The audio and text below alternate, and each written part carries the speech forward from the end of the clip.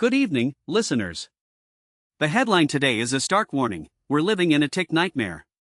It's time to go to war. It's an opinion piece that starts with a harrowing story set in suburban New Jersey. On a late summer afternoon in 2024, an airline pilot named Brian Waitzel, a father of three, ate a hamburger at a neighborhood barbecue. 4 hours later, he fell violently ill, and by nightfall he was dead.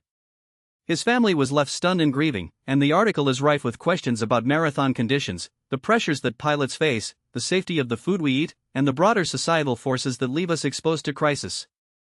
The piece moves, presumably, from this personal tragedy to a broader critique, suggesting that the world is surrounded by microscopic threats, ticking time bombs of a different kind. Maniac. It starts with the anecdote, a familiar scene, a familiar meal.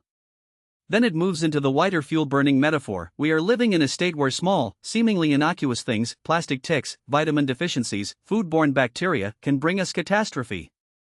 The author writes at length about my industry experience, drawing on a backdrop of climate-related disruptions, electric-powered planes, and the shift to airborne emissions. It is a call for a hardening of safety protocols, stricter food locking, better monitoring for pathogens, and tighter protocols for pilot health. The tone is one of alarm, but also a kind of urgent diplomacy. It references history and recent headlines: the H1N1 crisis, the unprecedented pre-COVID lockdowns, the refinery fires that affected freight corridors, and makes the argument that while we have grown dependent on modern infrastructure, we have not grown equally vigilant. The article is a plea that we need to confront our ticking poisons, the microbacteria that climb onto nearly every surface, fiercely eager to turn an ordinary burger into a buffer for a fatal condition.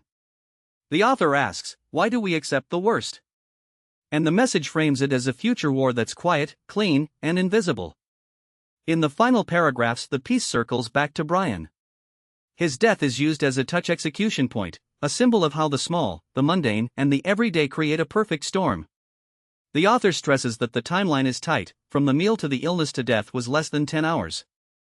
That pace leaves little room for a medical team to intervene, especially when a pilot's usual symptom recognition is diverted, or under the cover of insurance filings.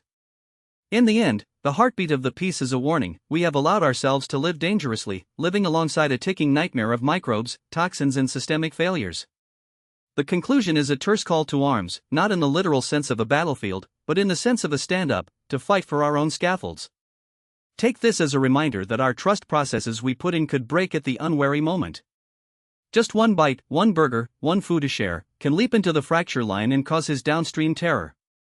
There are no drama scenes, no thrilling betrayals. What is presented is a reality check mirror placed on your living room door, staring back as an unfiltered truth: we're living in a tick nightmare, and the war's not about guns, it's about surveillance, protocol, and addressing the minute mortality risk. Thank you for listening. This has been your evening reflection. Stay alert, stay safe, and until next time, good night.